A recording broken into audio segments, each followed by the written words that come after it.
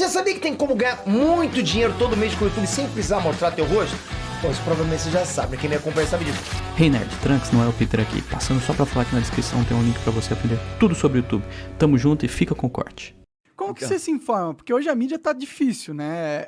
A maioria da mídia mainstream brasileira, elas não querem informar o público, elas querem Não quer. manipular, né, as pessoas, né? Então, Tem ordem pra não passar o que acontece na Ucrânia, na verdade, né? Tem ordem pra que isso. coisas que eles estão escondendo que acontecem lá na Ucrânia? Que o exército ucraniano foi estraçalhado. Foi estraçalhado? Foi. Isso não há dúvida disso. Ontem eu estava assistindo, saiu um vídeo do Scott Ritter, e ele falou que a artilharia ucraniana, nos primeiros dias, ela até tinha uma certa eficácia, mas depois ela foi destruída. O Monark, eu vou dizer uma coisa para você. A situação da Ucrânia é como um paciente que tomou um tiro naquela veia aorta. Não sei se a aorta eu sempre confundo. A aorta é veia ou artéria? O pessoal do comentário Eu acho que é uma artéria, não sei. Eu não sei, se tem que seja então artéria. Mas depois o pessoal dos comentários vai me massacrar, mas tudo bem. É aquele cara que tomou um tiro e você dá um monte de bolsa de sangue para ele. Você está colocando bolsa de sangue. Mas a hemorragia interna que ele tem é tão grande, que ele vai acabar morrendo de infecção generalizada. Não tem como. Ou ele vai morrer de choque hipovolêmico ou de infecção generalizada. A situação da Ucrânia com perda de armamento foi tão grande que não há o que possa ser feito. Por que que aí você, de onde você está tirando isso, Robinson? É muito simples, eu provo para você por A mais B. Já se enfiou quase 3 bilhões de dólares lá em armamentos, foram 17 mísseis anticarro, e recentemente foi veiculado dentro da Ucrânia que os russos tomaram 40 cidades no sul do país, ou seja, tudo que está se jogando em termos de armamento lá, não está mais resolvendo o problema. Eu vi que recentemente os Estados Unidos tem, eu acho que 700 milhões de dólares em armamento lá, e aí depois a Rússia foi lá e bombardeou o armazém, eu vi um negócio desse. A maior parte não está chegando, são vários fatores aí. Primeiro, né? Uma parte não chega. A Rússia está destruindo os depósitos e as redes ferroviárias. Isso que eu estou falando, gente, não é torcer por A ou por B, é análise militar. Eu falo sempre, ali eu não dou palpite, é análise. A gente pega os fatos, né, e analisa por A mais B. O exército ucraniano está combatendo bem? Eu não tenho dúvida disso. É um excelente exército, combatem muito bem. Só que o rolo compressor que a Rússia jogou contra eles não tinha condições. Aí, o que acontece? O armamento está sendo mandado para lá. Uma parte não chega. Outra parte chega e é destruída. Uma parte é desviada no meio do caminho, porque existe muita corrupção na Ucrânia, tá? E o que chega é aquilo, você tem que torcer para dar certo. E outra coisa também, você envia arma anticarro. A arma anticarro, tanto o Javelin quanto o Lau-77, o Anlos, essas armas aí, o Panzerfaust, são armas defensivas. Você consegue fazer uma defesa boa com ela, só que não se ganha guerra fazendo defensiva. Dado o fato de que o exército da Ucrânia perdeu boa parte da artilharia de campanha deles, é duvidoso que eles consigam fazer contraofensivas a nível brigada para retomar as posições que estão na mão da Rússia. O que é nível brigada? Brigada é uma grande unidade, geralmente comandada por um general de 2 estrelas, que tem 3 batalhões de infantaria, um grupo de artilharia, uma companhia de reconhecimento, uma companhia blindada, né? Mais elementos de comunicação, logística, uma grande unidade. Seria mais ou menos de 3 a 5 mil homens. A Ucrânia não tem mais... A gente não viu mais, faz semanas que eu não vejo, nenhum movimento das brigadas ucranianas. Não conseguem movimentar isso no terreno. Pode crer. Eu vi que a Rússia estava tentando atacar Kiev, dominar Kiev, mas eles não conseguiram. A gente não sabe o que é isso, né? Como assim? Vamos lá. Tem um cara nos Estados Unidos chamado Phil Giraldi. Esse cara, ele foi CIA, né? CIA.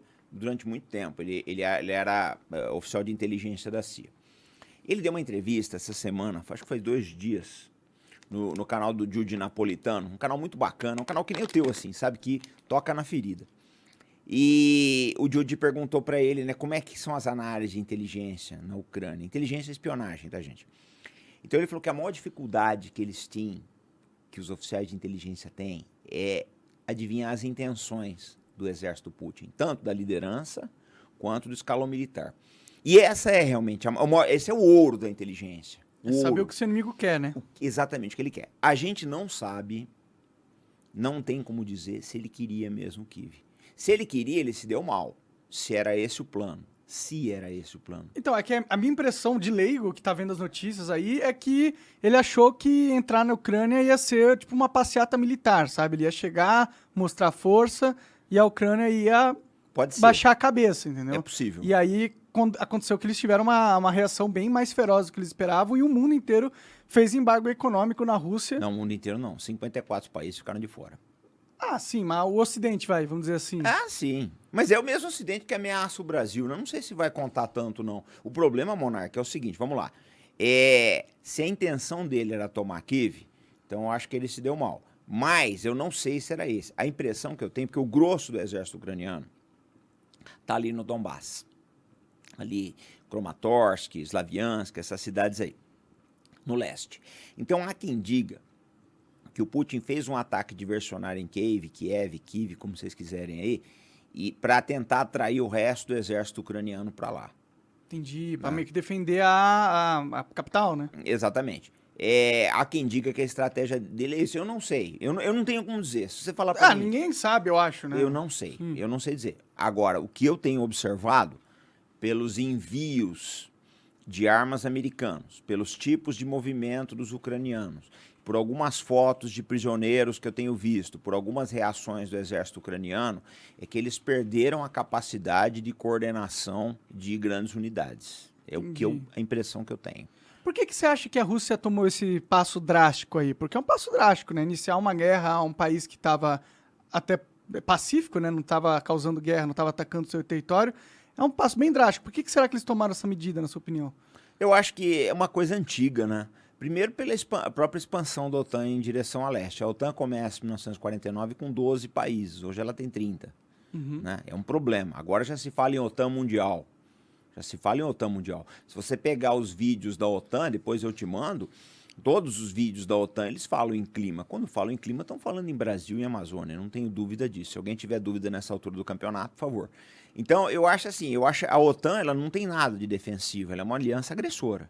Tá? Ela destruiu a Líbia, destruiu parte eles operaram no Afeganistão, ajudaram a detonar a Sérvia. Tá? A Sérvia foi estraçalhada pela OTAN. E eu acho que os russos têm medo disso, eles têm medo da OTAN, essa é uma realidade, eles têm medo. E tomaram uma medida assim, drástica, mas talvez inevitável. Por quê? Porque o exército da Ucrânia estava concentrado ali no leste, nas regiões do Donbass, né, do Luhansk e o Donetsk, e já há indícios bastante claros que o exército ia fazer uma ofensiva naquela área para recuperar os territórios. Não, é mais ao norte, as duas repúblicas lá do Luhansk e o Donetsk. Ah, entendi. Porque tava rolando um movimento separatista lá da Ucrânia, né? Tipo, eles queriam se separar da Ucrânia. Tá, provavelmente vão. Entendi. Provavelmente vão. Eles que eles queriam recuperar isso. Há quem diga que eles queriam recuperar. Não sei até que ponto que é verdade ou se é propaganda russa, porque tem muito disso. Olha, eu vou te dizer. Analisar a guerra da Ucrânia hoje é a mesma coisa que... Você já viu aqueles puzzles gigantes de 5 mil peças? Ah, os quebra-cabeça? Quebra-cabeça. Sim. É isso. Por que eu tô te falando? Porque a imprensa só nega informações. Outro dia, eu até fiz um vídeo mostrando. Vai no Google e coloca Ukrainian Army Losses. Baixas do exército. Você não acha.